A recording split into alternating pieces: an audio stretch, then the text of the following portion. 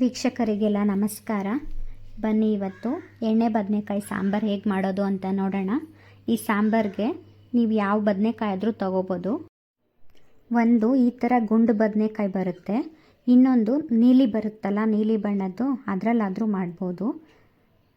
ನೋಡಿ, ಈಗ ಬದನೆಕಾಯಿನ ಕ್ಲೀನಾಗಿ ತೊಳೆದಿಟ್ಕೊಂಡು ಅದನ್ನು 4 ಭಾಗ ಆಗಿ ಮಾಡಿ ಇಟ್ಕೊಂಡಿದ್ದೀನಿ. ಹಾಗೆ ಟೊಮೊಟೊ ಎಲ್ಲ ಹಚ್ಕೋತಾ ಇದ್ದೀನಿ ಮಸಾಲೆಗೆ ಅಂತ.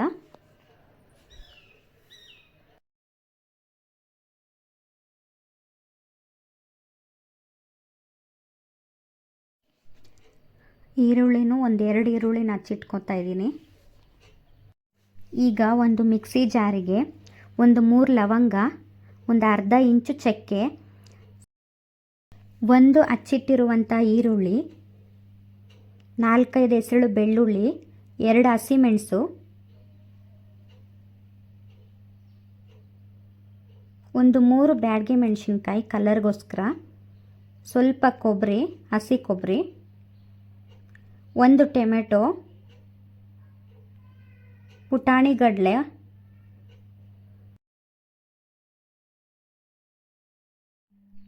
ಒಂದು ಸ್ವಲ್ಪ ಪುದೀನ ಸೊಪ್ಪು ಮತ್ತು ಸ್ವಲ್ಪ ಕೊತ್ತಂಬರಿ ಸೊಪ್ಪು, 1 ಸ್ಪೂನ್ ಆಗೋಷ್ಟು ಗಸಗಸೆ, 1 ಸ್ಪೂನ್ ಅಚ್ಚ ಖಾರದ ಪುಡಿ, 2 ಸ್ಪೂನ್ ಧನಿಯಾ ಪೌಡರ್, 1/4 ಸ್ಪೂನ್ ಆಗೋಷ್ಟು ಅರಿಶಿನ, 1/2 ಸ್ಪೂನ್ ಆಗುವಷ್ಟು ಗರಂ ಮಸಾಲ ಪೌಡರ್. ನಾನಿಲ್ಲಿ 1 ಸ್ಪೂನ್ ಆಗುವಷ್ಟು ಎಳ್ಳಿನ ಪುಡಿ ಇತ್ತು, ಬಿಳಿ ಎಳ್ಳಿಂದು, ಅದು ತೊಗೊಂಡಿದ್ದೀನಿ. ನಿಮ್ಮ ಹತ್ರ ಎಳ್ಳಿದ್ರೆ ಹಾಕ್ಕೋಬೋದು. ಹುರಿದಿರೋ ಅಂಥ ಎಳ್ಳು. ಸ್ವಲ್ಪ ನೀರು ಸೇರಿಸ್ಕೊಂಡು ಮಸಾಲೆನ ರುಬ್ಕೋಬೇಕು.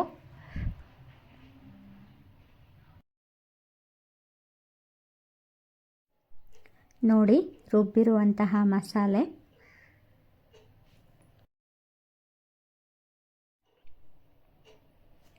ಈಗ ಒಂದು ಬಾಣಲೆಗೆ ಸ್ವಲ್ಪ ಎಣ್ಣೆ ಸೇರಿಸಿ ಬಿಸಿ ಆದ ನಂತರ ನಾವು ಕಟ್ ಮಾಡಿ ಇಟ್ಕೊಂಡಿದ್ವಲ್ಲ ಬದನೆಕಾಯಿ, ಆ ಬದನೆಕಾಯಿಗೆ ಮಧ್ಯದಲ್ಲಿ ನಾವು ರುಬ್ಬಿಟ್ಟಿರುವಂಥ ಮಸಾಲೆನ ತುಂಬಿಸಿ ಆ ಬಾಣಲೆಯಲ್ಲಿ ಚೆನ್ನಾಗಿ ಫ್ರೈ ಮಾಡ್ಕೋಬೇಕು.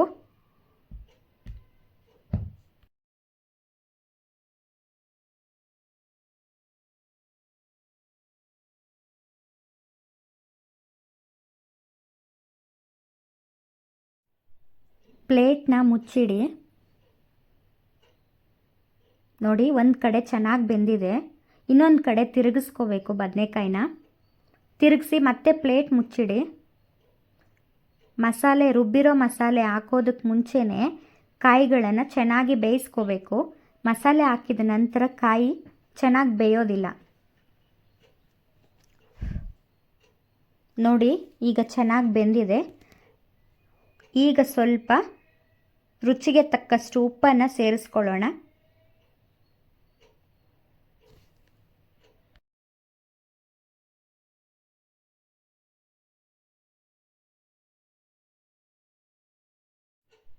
ಈಗ ನಾವು ರುಬ್ಬಿರುವಂತಹ ಮಸಾಲೆಯನ್ನು ಸೇರಿಸ್ಕೋಬೇಕು. ಹಾಗೆಯೇ ಸ್ವಲ್ಪ ನೀರನ್ನು ಕೂಡ ಸೇರಿಸ್ಕೋಬೇಕು.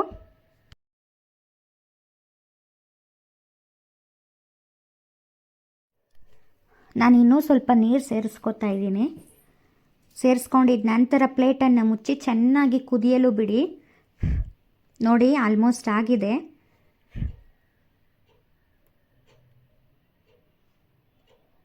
ಉಪ್ಪು ಖಾರ ಎಲ್ಲ ನೋಡ್ಕೊಳ್ಳಿ. ಉಪ್ಪೇನಾದರೂ ಕಡಿಮೆ ಇದ್ದರೆ ಒಂಚೂರು ಉಪ್ಪನ್ನು ಸೇರಿಸ್ಕೊಳ್ಳಿ. ಖಾರನೂ ಅಷ್ಟೇ. ನೋಡಿ, ಚೆನ್ನಾಗಿ ಬೆಂದಿದೆ ಕಾಯಿ. ಮಸಾಲೆನೂ ಅಷ್ಟೇ, ಹಸಿ ವಾಸನೆ ಎಲ್ಲ ಹೋಗಬೇಕು.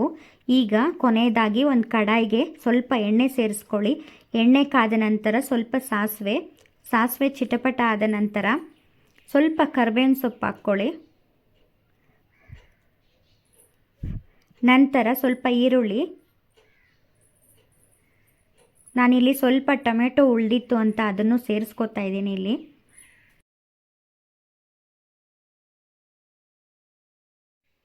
ಸ್ವಲ್ಪ ಕೊತ್ತಂಬರಿ ಸೊಪ್ಪನ್ನು ಸೇರಿಸ್ಕೊತಾ ಇದ್ದೀನಿ. ಎಣ್ಣೆ ಬದನೆಕಾಯಿಗೆ ಒಗ್ಗರಣೆನ ಸೇರಿಸ್ಕೊಳ್ಳಿ. ಅಷ್ಟೇ. ಈ ಎಣ್ಣೆ ಬದನೆಕಾಯಿ ಸಾಂಬಾರು ದೋಸೆ, ಚಪಾತಿ, ಇಡ್ಲಿ, ಪೂರಿ ಎಲ್ಲದಕ್ಕೂ ಒಳ್ಳೆ ಕಾಂಬಿನೇಷನ್. ಅಷ್ಟೇ ಯಾಕೆ ಮುದ್ದೆ ಮತ್ತು ರೈಸ್ಗೂ ತುಂಬ ಚೆನ್ನಾಗಿರುತ್ತೆ. ಈ ವಿಡಿಯೋ ನಿಮ್ಗೆ ಇಷ್ಟ ಆಗಿದ್ದರೆ ದಯವಿಟ್ಟು ಲೈಕ್ ಮಾಡಿ, ಶೇರ್ ಮಾಡಿ ಮತ್ತು ನನ್ನ ಚಾನಲ್ನ ಸಬ್ಸ್ಕ್ರೈಬ್ ಮಾಡ್ಕೊಳ್ಳಿ. ಧನ್ಯವಾದಗಳು.